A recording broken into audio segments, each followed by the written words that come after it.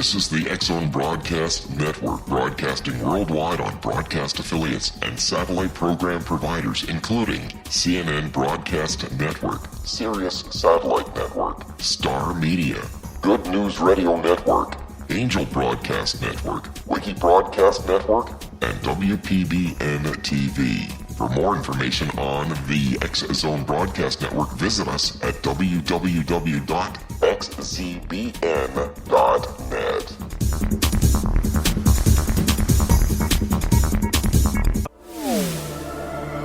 The X-Zone Radio Show with Rob McConnell is largely an opinion talk show. All opinions, comments, or statements of fact expressed by Rob McConnell's guests are strictly their own and are not to be construed as those of the X-Zone Radio Show or endorsed in any manner by Rob McConnell, Relmar McConnell Media Company, the X-Zone Broadcast Network, its affiliated networks, stations, employees, or advertisers.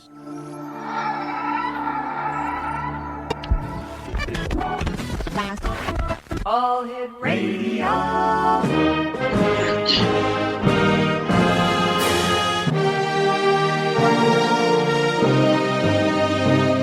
Welcome to the X-Zone, a place where fact is fiction and fiction is reality. Now, here's your host, Rob McConnell.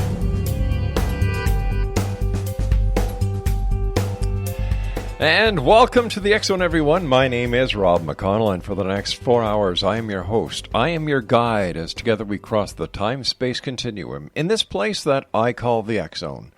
It's a place where people dare to believe and dare to be heard. It's a place where fact is fiction and fiction is reality. And the X-Zone comes to you Monday through Friday from 11 p.m. Eastern until 3 a.m. Eastern, right here on the X-Zone Broadcast Network, Talkstar Radio Network, iHeartRadio, and other broadcast affiliates and program providers around the world. If you'd like to send me an email, xzone at xzoneradiotv.com, on all social media sites, X-Zone Radio TV, our radio website, xzoneradiotv.com, and for all the programming information on the X-Zone Broadcast Network, visit www.xzbn.net. My first guest tonight, X-Zone Nation, is Alexandre Tannous. He's an active musician, educator, composer, and an ethnomusicologist. He holds a Bachelor of Music with a double major in music theory and composition, and a Master of Arts degree in music education from Columbia University Teachers College. As a recipient of the Mellon Fellowship, he also earned a Master of Arts and a Master of Philosophy degrees in ethnomusicology from Columbia University, where he was enrolled in a PhD program. He has taught various music courses at the same institution. The works of Alexandre Tannous are frequently performed in the United States, Europe, and Asia. The world premiere performance of his orchestral composition, Métamorphose, is that how you pronounce that? Metamorphose. Metamorphose, under his baton at the Carnegie Hall in 1995, received a standing ovation. As a film composer, he has composed 2 film scores, The Seventh Dog in 2005 and Jim in 2009. Joining us now is Alexandre Tannous. And Alexandre, welcome to the X-Zone. Thank you. Good to have me. So, you're originally from Lebanon. Mm-hmm. And when was it you decided that music is going to be your life?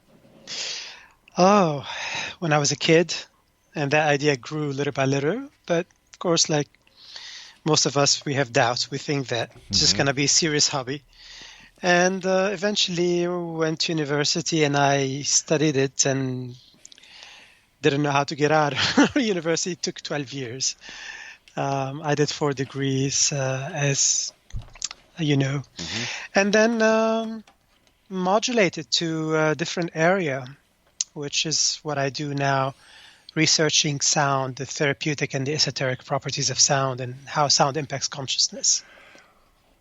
When did you start researching sound meditation? About 13 years ago. After having studied music, certain aspects of music, performance, theory, composition, music education, ethnomusicology, and having performed a lot and composed contemporary classical music, conducted, I started doing fieldwork as an ethnomusicologist, and then I started studying non-Western musical cultures. And this is where became interested in the difference between these musical systems. And I became interested in sound and how sound has been used in a variety of different ways than we now do in the West. And I started doing field work. Eventually, I did field work in over 40 countries. So what is music ethnology?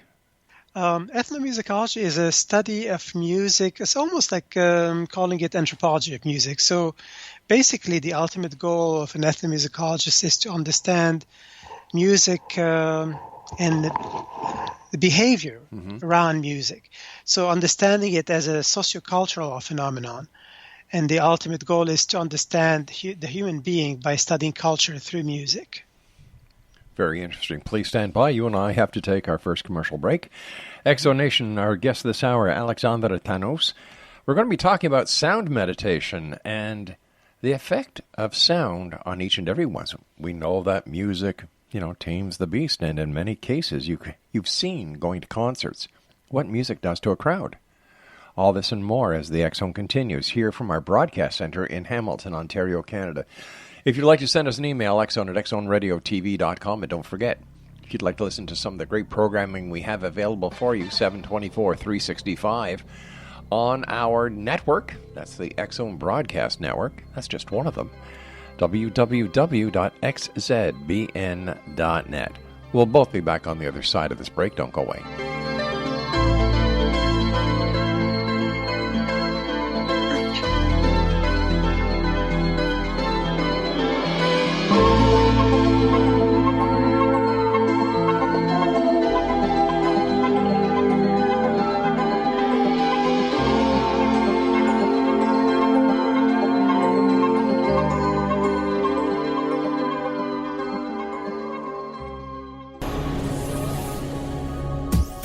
This is the X Zone Broadcast Network, broadcasting worldwide on broadcast affiliates and satellite program providers, including CNN Broadcast Network, Sirius Satellite Network, Star Media, Good News Radio Network, Angel Broadcast Network, Wiki Broadcast Network, and WPBN TV. For more information on the X Zone Broadcast Network, visit us at www.xzbn.net.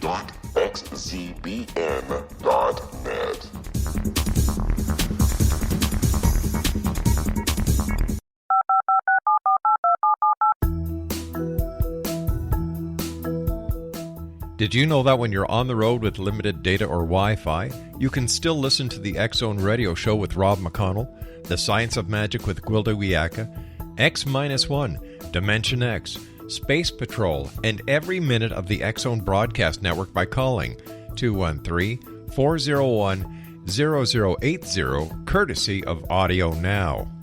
No smartphone, app, or internet needed. It saves your data plan, and it's free if you have unlimited minutes. Call 213-401-0080 to listen on any phone, anytime, anywhere. Remember, 213-401-0080 for the best of the paranormal, parapsychology, and sci-fi radio programming anywhere, 24/7, 365.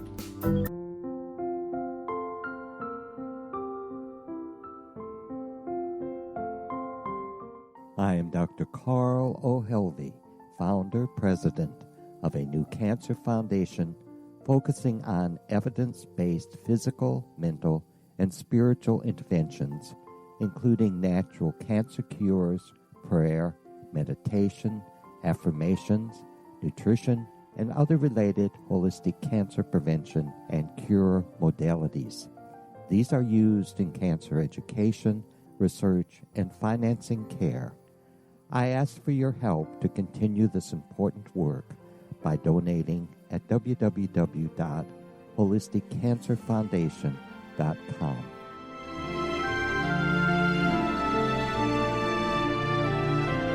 Hello, I'm Pete Marsh. With my daughter Justina, we will be presenting the new radio show, Too Good to Be True. If something seems too good to be true, it usually is. But with the help of Justina's amazing gifts, we're going to gain insight into questions that don't yet have complete answers. Have you wondered who built Stonehenge and for what reason? Why are crop circles found in the same region as Stonehenge and elsewhere? Are crop circles a hoax, or are they created with technologies that we have little knowledge of? Who built the pyramids in Egypt and also in other countries? How and why were they built? Was the Titanic switched with the Britannic as part of a gigantic insurance fraud, or for more insidious reasons? What caused the Tunguska event when trees were flattened over an 800 square mile area in Siberia? Will the new insights be too good to be true? Well, that will depend on what you are prepared to believe. Please join us as we start on this journey together. For more information on Too Good to Be True, visit www.xzbn.net. Little children aren't the only ones afraid of the dark.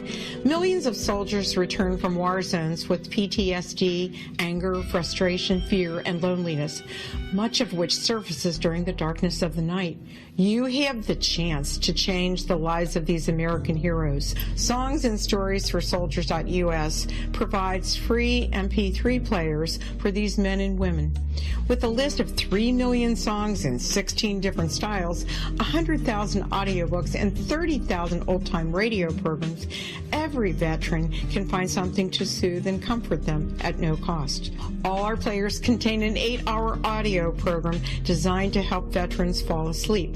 With 1,500 plus vets now participating, it's our goal to deliver 10,000 audio players this year. Go to our website at songsandstoriesforsoldiers.us. Help us help a veteran make it through the night.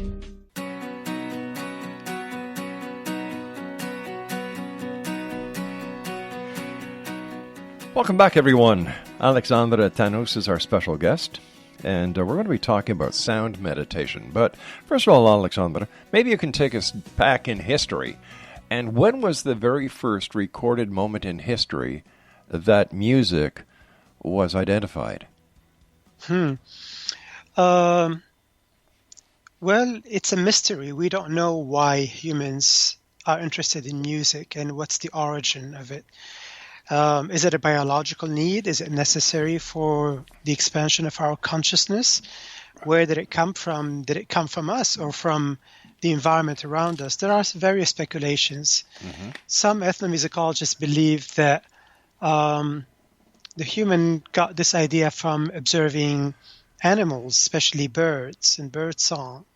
Some believe that it came from motherhood, mother talking to a baby. You know, when we're around little things in general, not just babies, even kittens and little dogs, we start to speak in a high-pitched voice and, you know, mumbling certain words that are incomprehensible. That's an automatic response.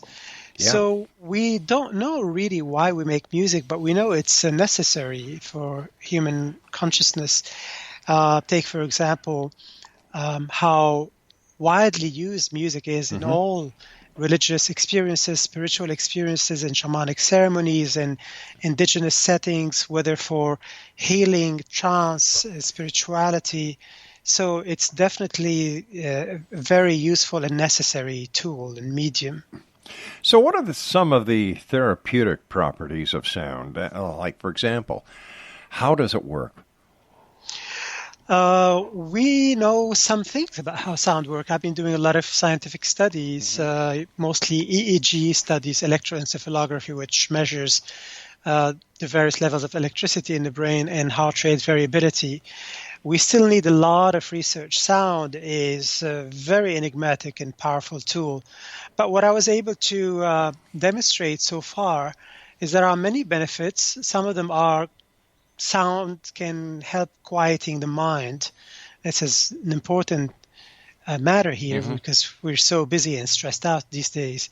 It enabled participants to disengage their undesirable habitual patterns, whether they're emotional, intellectual, or physical. It can empower positive and cognitive change, and it helps people quitting antidepressants and managing depression. It diminishes considerably anxiety and panic attacks, allow people to access and release traumas.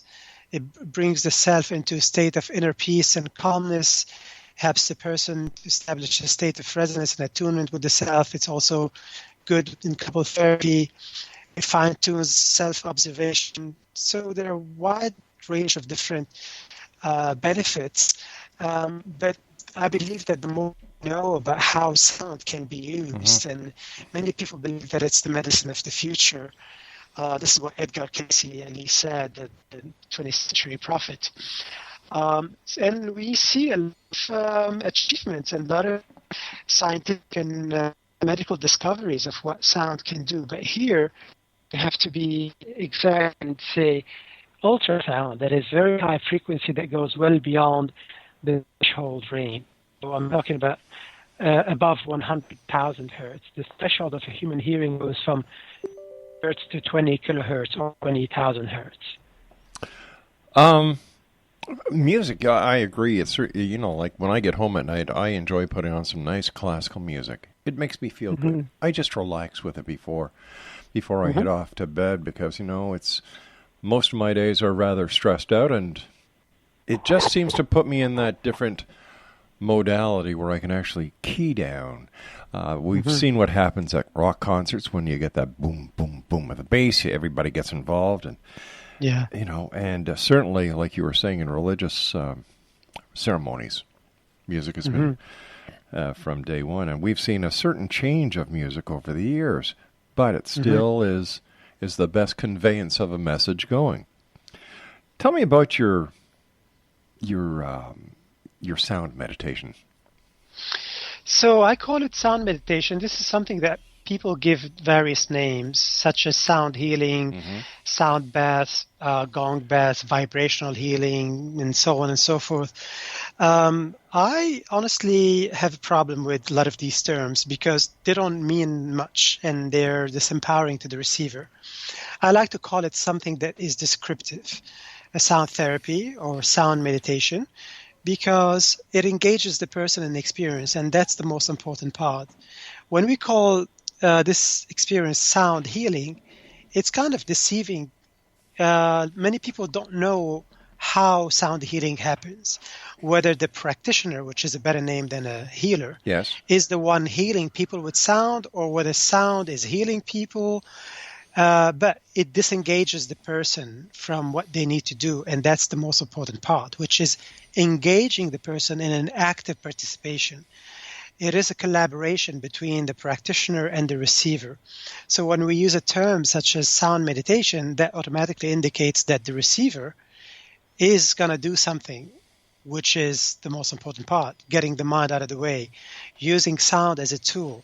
There is no magic. We are our own healers. Similarly, with healer, for example, people who work with various modalities, whether Reiki and various energy practices and modalities and meditation and sound, they call themselves healers. We need to correct these terms. You're right. I agree with you. They're healing facilitators.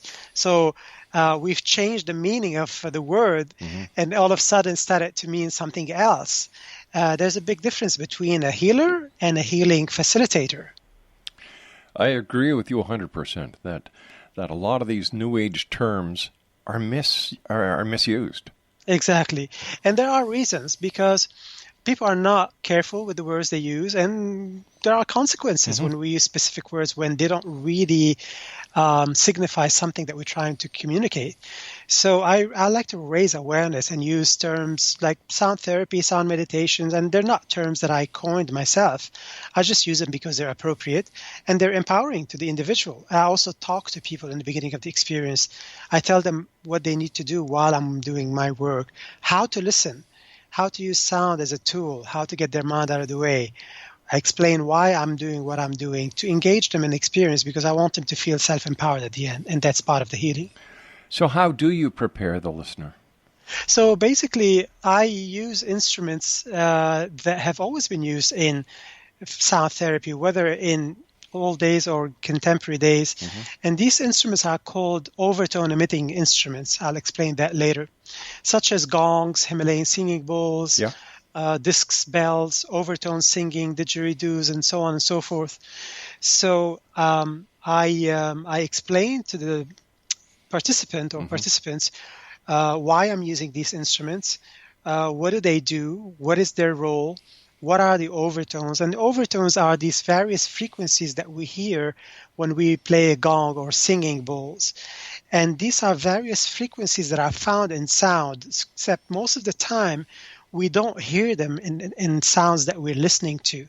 But they have a very important role. These frequencies that we call the overtones or harmonics give any sound that we're listening to its tone, color, or timbre. And that's how people can differentiate your voice from my voice, or the sound of a flute from the sound of a viola or violin, same pitch being compared. So these frequencies are tiny, but most of the time they're overshadowed by the fundamental tone. And we don't think that they're there, but they're actually there. When we play these specific instruments that I stated earlier, we start to hear these frequencies. When we hear them, we are actually hearing the true mathematics of nature, the blueprint of sound that nature gave us, that we call the harmonic series, which is, believe it or not, the most enigmatic thing and the most esoteric thing ever.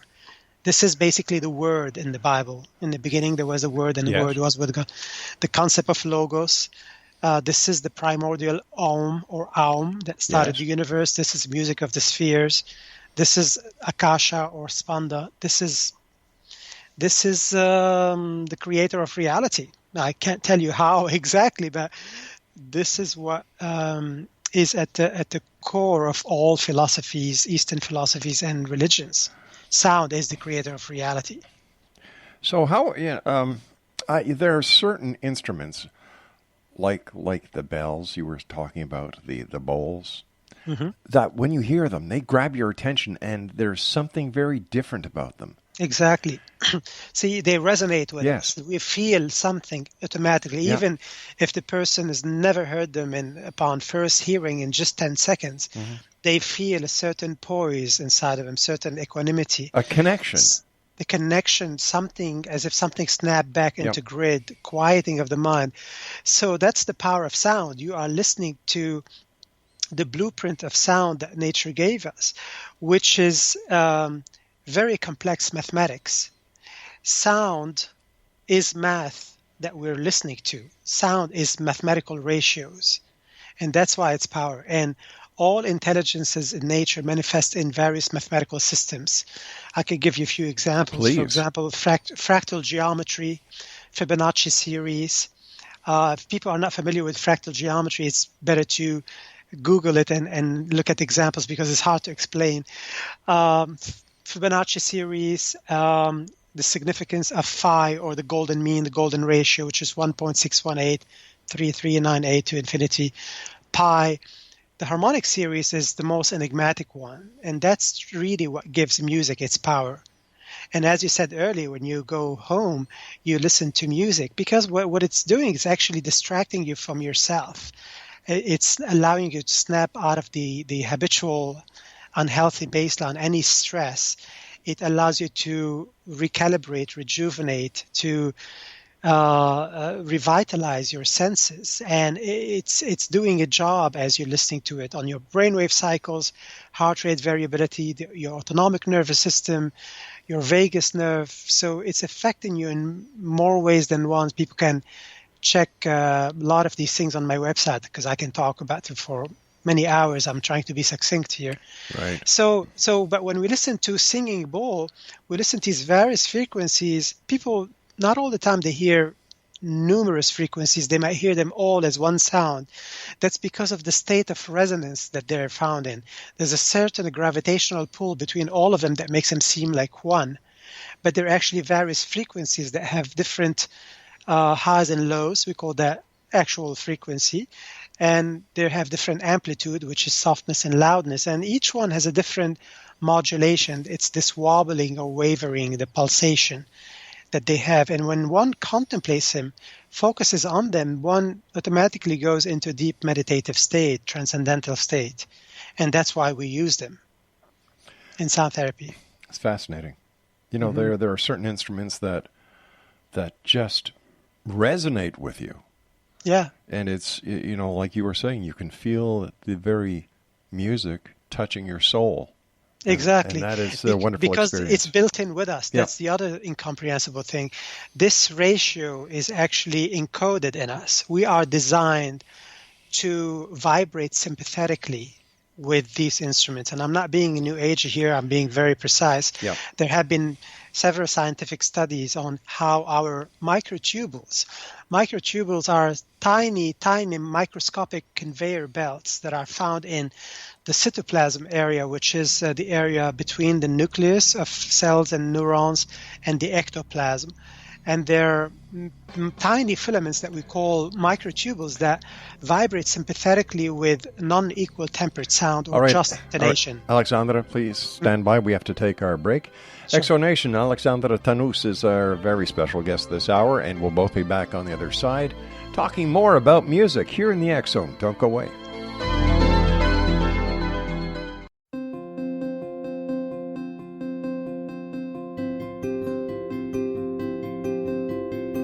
Dreams are our personal gateways into infinite wisdom. Don't miss shamanic counselor and indigenously trained dream decoder Sandra Corcoran's inspiring book, Shamanic Awakening Between the Dark and the Daylight.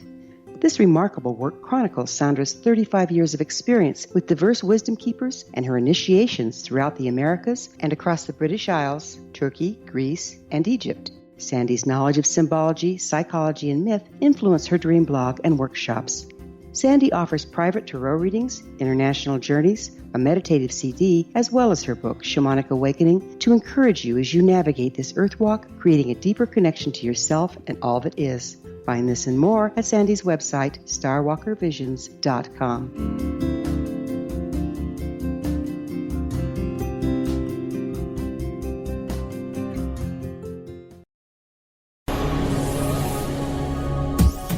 This is the X Zone Broadcast Network, broadcasting worldwide on broadcast affiliates and satellite program providers, including CNN Broadcast Network, Sirius Satellite Network, Star Media, Good News Radio Network, Angel Broadcast Network, Wiki Broadcast Network, and WPBN TV. For more information on the X Zone Broadcast Network, visit us at www.xzbn.net.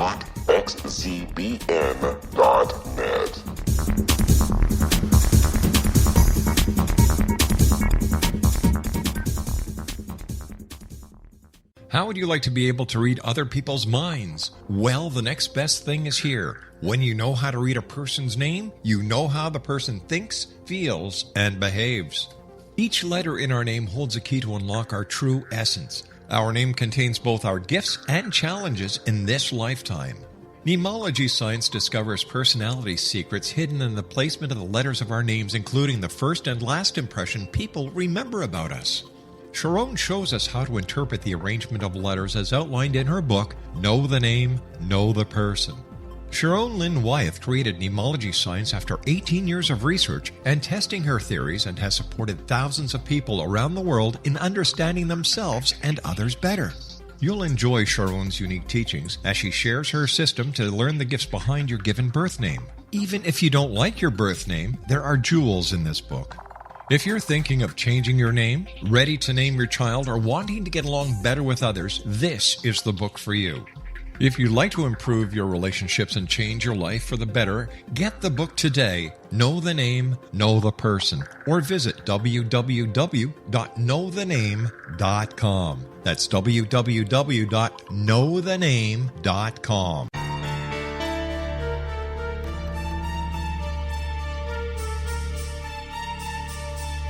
Hello, I'm Justina Marsh, and with my dad Pete, we are going to present a new show called Too Good to Be True. Together, we are aiming to discover more truths about this world and beyond. Do you have unanswered questions about the world? Do you ever wonder about aliens, conspiracy theories, or the universe? There are many shows discussing subjects such as pyramids or UFOs, but we want to relay this information based on our own research, including from spiritual means. Hopefully, listeners will be helped with their own beliefs and will appreciate the psychic insights that add to the previous research and information. We both look forward to sharing this insight and beginning this journey with our listeners. Visit xzbn.net for more information about when to listen.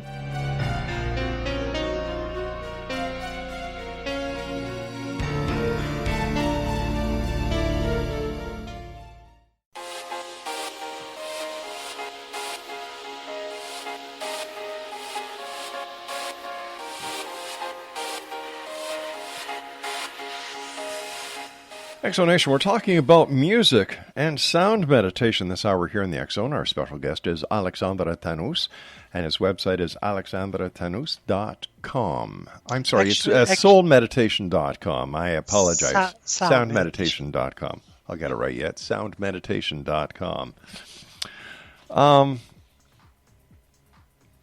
So tell me, how did ancient musical systems have built, how could they have built with all this awareness? They had next to no scientific, expertise or mathematical expertise, and yet they came up with this wonderful system. How? Yeah, intuition and a lot of hard work. And because sound is so important for consciousness, we actually have an inner compass within us that guides us in the process. We need intention and intuition and imagination. And that's basically what has been the driving force for humanity in general, and especially in sound. If you think, for example, the complexity of Indian classical music or ancient musical cultures that continue to exist, Indian classical music is one of them. We can also mention classical Arabic music, Persian, Turkish. Western music is fairly recent, believe it or not, because harmony as we know it developed in the West in the 11th and 12th centuries. That's not so long ago. But something like Indian classical music, if you immerse yourself in the study of this musical system, you realize that it's so different from Western classical music. And it gets to a point where you realize that this is not just music, it's technology for maintenance of spirituality, for the expansion of consciousness, for therapy, and not just a medium for entertainment. But it is very important for humans to explore music, and because when we listen to music in church or in holy places, music does not make us feel elated. Music actually takes us into the God within us. As a form of ethos.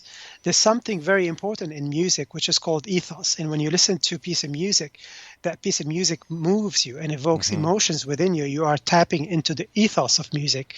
Ethos is a word from ancient Greek. We don't have an exact translation to it in English, so we use it. It's used in English, which translates best as the describing character, the personality, the emotional state that poetry or music can put you into. That would the ethos be. So intuition and hard work drives us to manifest these systems, and we fine-tune them over centuries. And that's basically what we do. We have what we need within us. We just need to tap into it. Tell me about the detriment of the equal temperament. The equal temperament is something that's very complex, but I'll summarize it in a few sentences. Sure.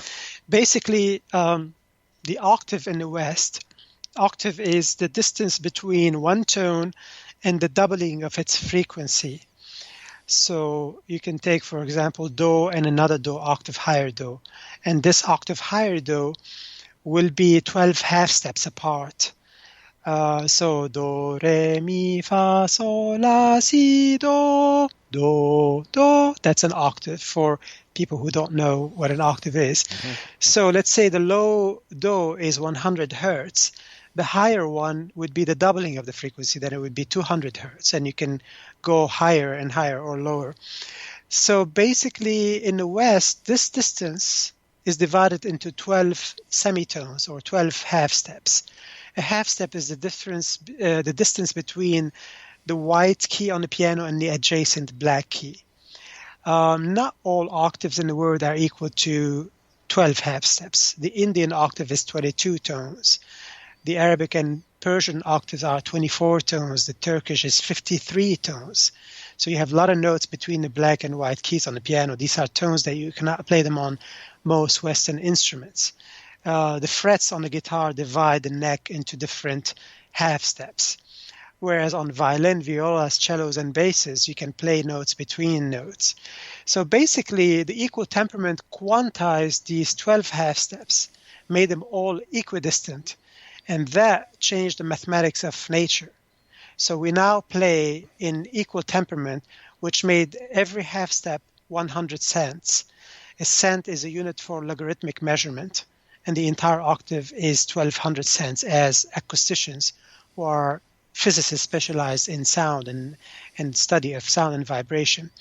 So non-Western cultures did not adopt the equal temperament. The equal temperament gave us some advantages, which is the capacity to tune a piano into one tuning and be able to play in all keys and transpose into all keys. But it distorted the mathematics of nature, and that's why ancient musical cultures that have been around did not adopt the equal temperament, because we don't have any more states of trance and states of ecstasy and euphoria and enchantment. So how does sound interact with reality and our consciousness? It tempers reality. That's why sound and music is powerful. Reality is made of mathematics, whether we like it or not, whether we want it or not. And this is why physicists who are at the frontier of understanding reality and the universe, they only use mathematics, whether they're quantum physicists, theoretical physicists, experimental physicists, and all sorts of physicists. They use mathematical formulae to explain a lot in very little. Take, for example, the theory of relativity, E equals mc squared, Einstein's theory. There's so much packed in it, and it's a centimeter long. This is all mathematics. And the theory of everything, which is what Stephen Hawking has been looking for and trying to understand, is the theory that explains everything in the universe. Well, there is the harmonics. There is the harmonic series, which takes us back to the primordial Om, the word, the logos, which is what Kabbalah is about. It's the ancient quantum physics that we are rediscovering right now. So sound has a deeply esoteric side. I can recommend a couple of books for people to read. One of them is Nada Brahma, The World is Sound. Mm-hmm. Another one is the musical structures in Plato's dialogues. We're realizing now that all of Plato's work is all about sound. It's encoded in his writing. He couldn't tell people blatantly that the universe is made of sound and mathematical ratios and not ruled by the gods of Olympus and Zeus. They would have killed him, or at least put him in jail like they did with his teacher, Socrates. He was put in jail and forced to drink poison, commit suicide. Why? Because he was sowing impiety in the mind of young students, telling them about the truth. Why? Because he and Plato, his student, were Pythagoreans. And Pythagoras was into understanding what sound does to consciousness and the connection between mathematical ratios, harmonics, the universe, human consciousness, and sacred geometry. He didn't just study geometry. He was known for the Pythagorean theorem, but he didn't discover it. The Babylonians knew about it 7 centuries before him. So why is it important, in your opinion, that we take a mathematical and scientific look at music now instead of just sitting back and enjoying it? Because we as human beings love to understand things. And that's part of what we need to do to understand what is reality about. Why are we in a human experience? What are we supposed to when we're here? Where do we come from? Where do we go when we die? Mm-hmm. These are all I would consider to be, most important questions. So we create systems that would help us understand more and more things. Think, for example, all the efforts we put into discovering electricity, and then once we've discovered electricity, all the things that happened. I can mention, the microprocessor and what that allowed us to do, and the invention of computer and the internet. And the internet made us connect to each other, to learn more about each other, and to learn about all the things that exist and we didn't know they existed. But when we know them, everything is different. But we also have a pitfall that we as human beings, sometimes we rush into conclusions and we love to scream, I found it. And most of the time we say this sentence a little too early. So that makes us conjure up explanations. for things that we don't fully understand. Let's talk about the sound and the use of sound in shamanism. Shamanism, to me, having done a lot of field work in shamanic societies and trying to understand why sound is an important thing to include in an experience, whether the experience is with plant teachers or entheogens, psychedelics, or they're given different names. They all mean the same thing. Well, no, they mean different things, but they all are the same. Or not. And shamans use a lot of plants, various forms of plants. So sound has an essential element in it. And it's not always what shamans tell you. You have to understand, to really understand things. We need to know so much about so many different things.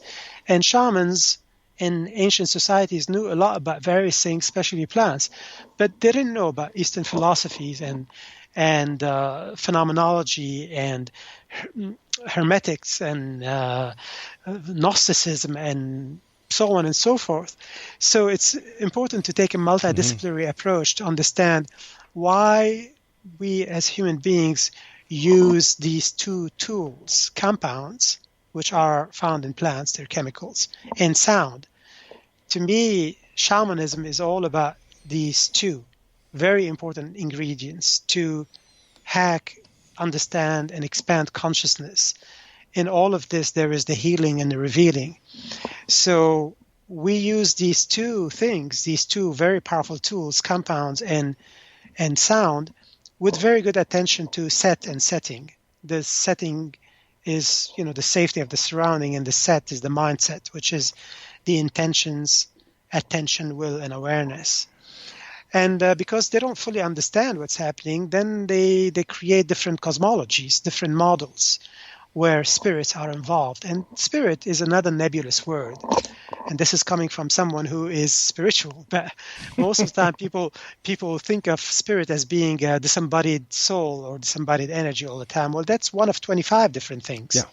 If you look up the word spirit in a dictionary, you have 25 different definitions.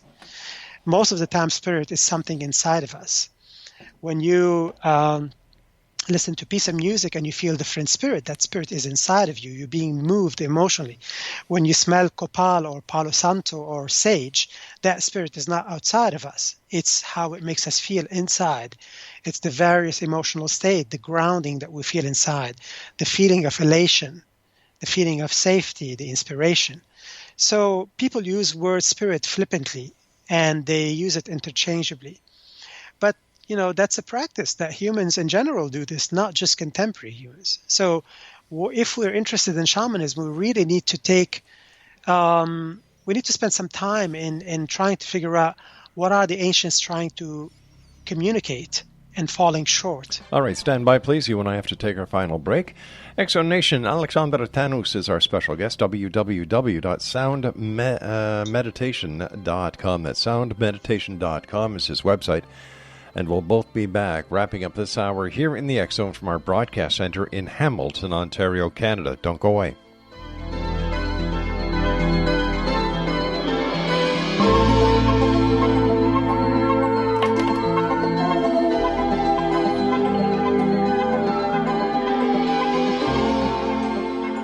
Hi everyone, Rob McConnell here, and I wanted to spend a moment on internet streaming. Everybody has heard about internet streaming, but not many know much about it. Did you know the internet streams just about everything? Movies. From new releases to old classics. TV shows. Almost every show, every episode, and much more. But the question has always been, how do you do it? Well now, thanks to the folks at 123 Ready TV, I have the answer for you. They have developed a simple program app, 123 Ready TV, that you install on your Windows PC, Android smartphone, or Android tablet that can have you streaming like a pro in less than 5 minutes. You truly won't believe how much is available or how easy it is to do until you try. And for a one-time cost of only $19.99, this product is a real winner. To learn more about 123 Ready TV, visit our website at www.xzbn.net.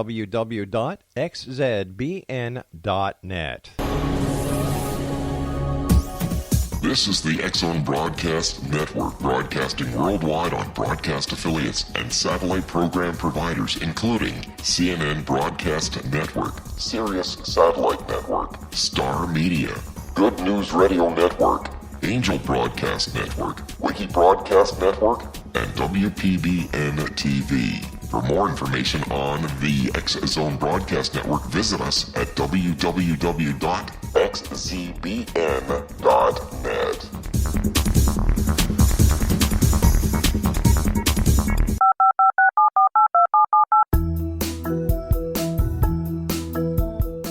Did you know that when you're on the road with limited data or Wi-Fi, you can still listen to the X-Zone Radio Show with Rob McConnell, The Science of Magic with Gwilda Wiyaka, X-1, Dimension X, Space Patrol, and every minute of the X-Zone Broadcast Network by calling 213-401-0080, courtesy of Audio Now. No smartphone, app, or internet needed. It saves your data plan, and it's free if you have unlimited minutes. Call 213-401-0080 to listen on any phone, anytime, anywhere. Remember 213-401-0080 for the best of the paranormal, parapsychology, and sci-fi radio programming anywhere, 24/7, 365.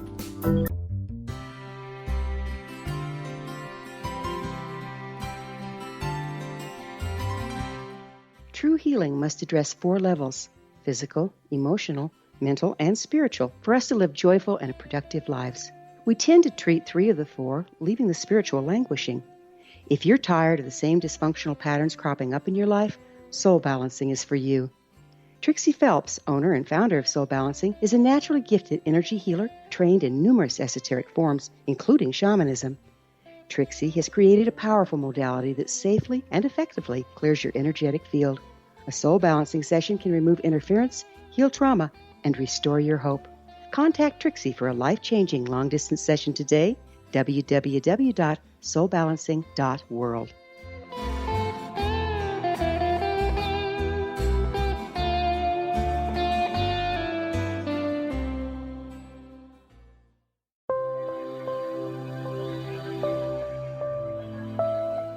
There's a legend shared by many indigenous cultures of a time when the nations were cast to the 4 corners of the world.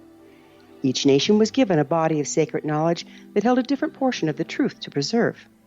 True reality could not be known until all the nations reunited, combining the information. If a single one was missing, the world could not be reborn and darkness would prevail. The Science of Magic Radio is dedicated to reuniting the sacred knowledge.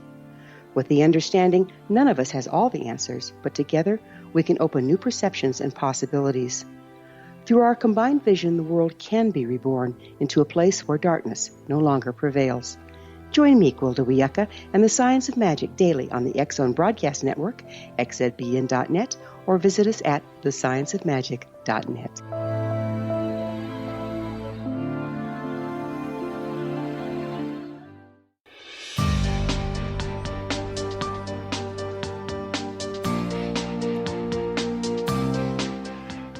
Alexandre, as we all know, the shamans use, like you were describing, different plants that have different purposes.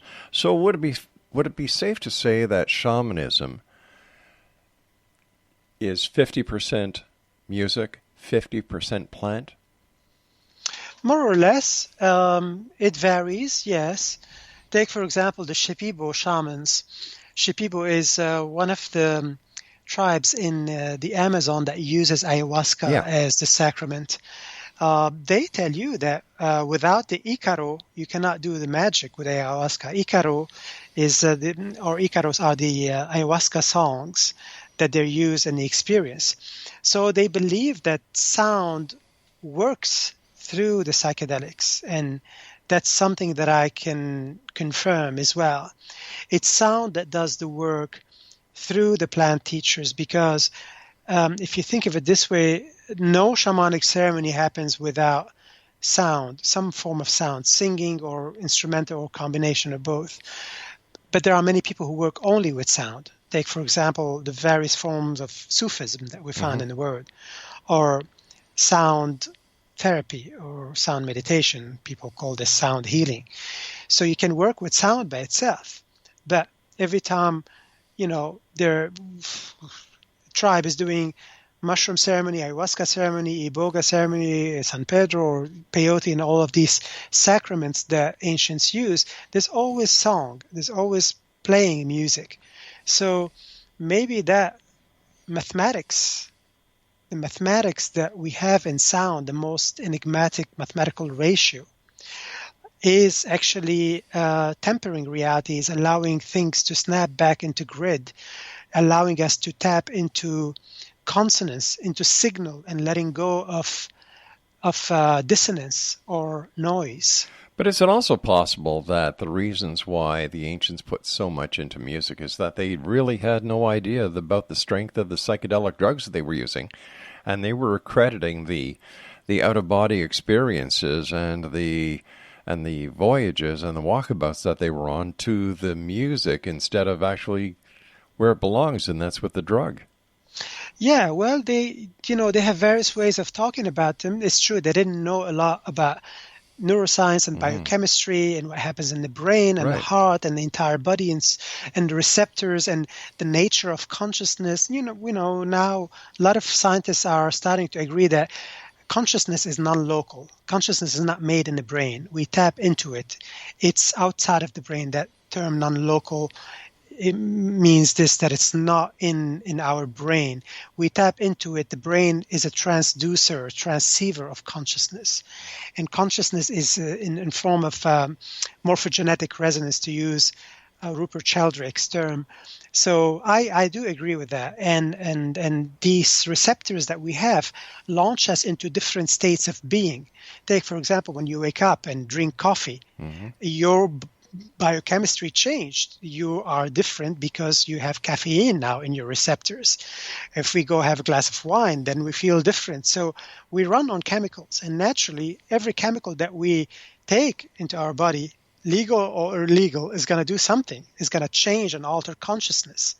So the ancients didn't understand this so well. They credit it to spirits. Why? Because they're animist societies. They believe that everything is alive, which in a way they are correct, but I have a different understanding of this aliveness. I tend to see it more from the standpoint of let's say the Buddhist mind. The entire universe that you and I perceive is the universe, is the mind. It's not the brain, not to be confused with the brain. So this is our scope onto reality on the universe, and we are everything in that universe. We are consciousness having an experience and learning about ourselves. We are still in a developmental stage that we don't realize that we are all.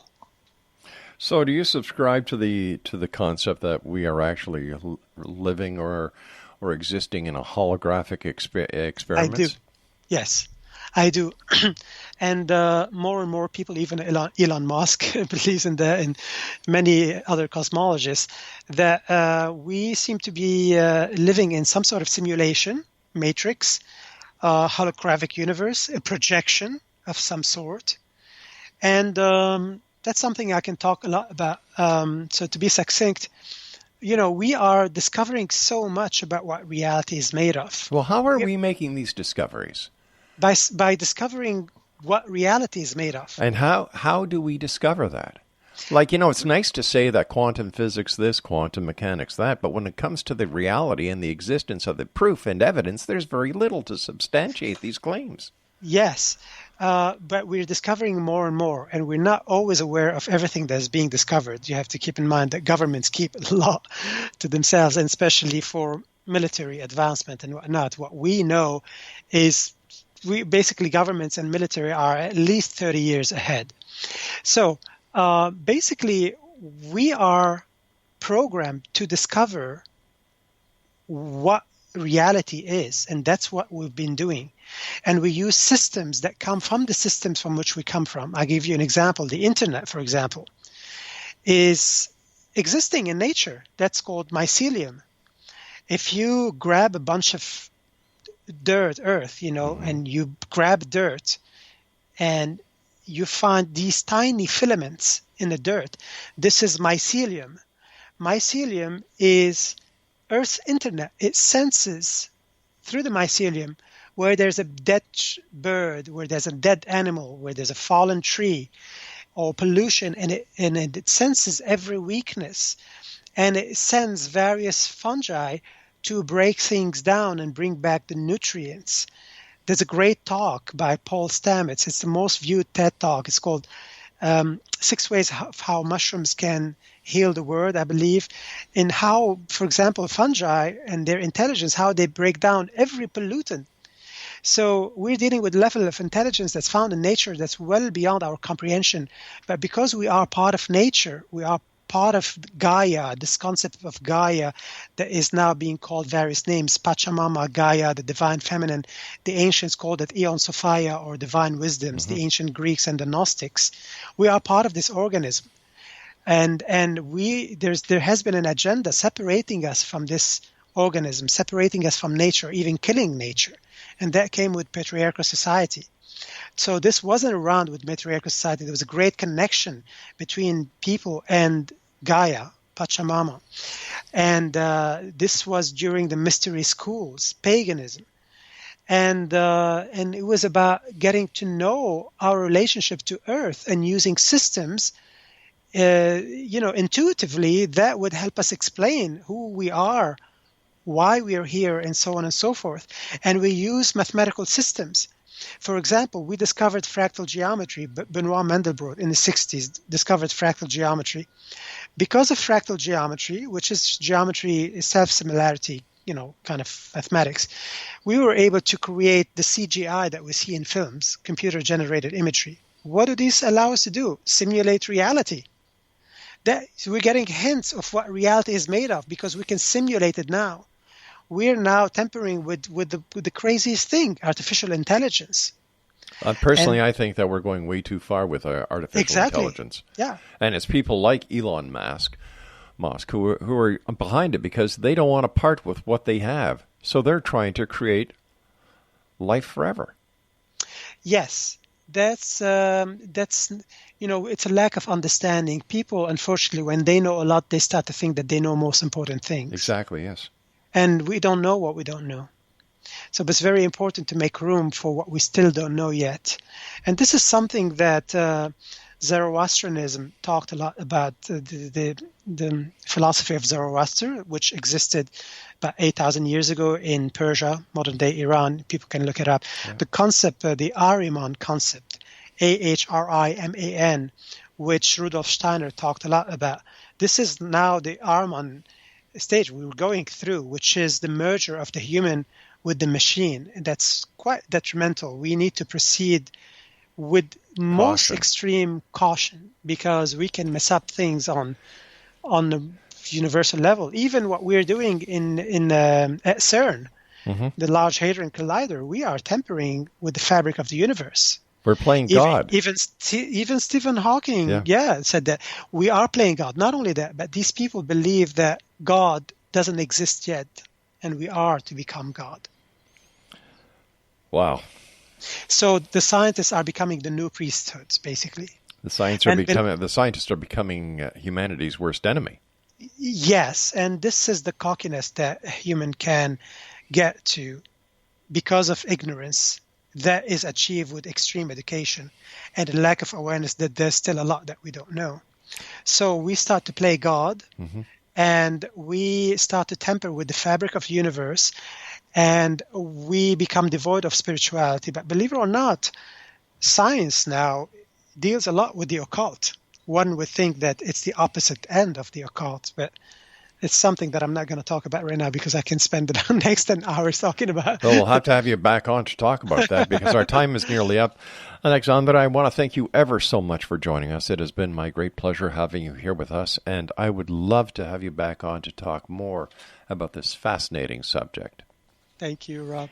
Thank you. Take care of yourself, my new friend, and Exo Nation, if you'd like to contact or if you'd like to find out more about this fascinating young gentleman, www.soundmeditation.com. That's www.soundmeditation.com. I've said this many times, Exo Nation. Science is the hidden enemy that hides right in front of us. We'll be back on the other side of this break. Don't go away.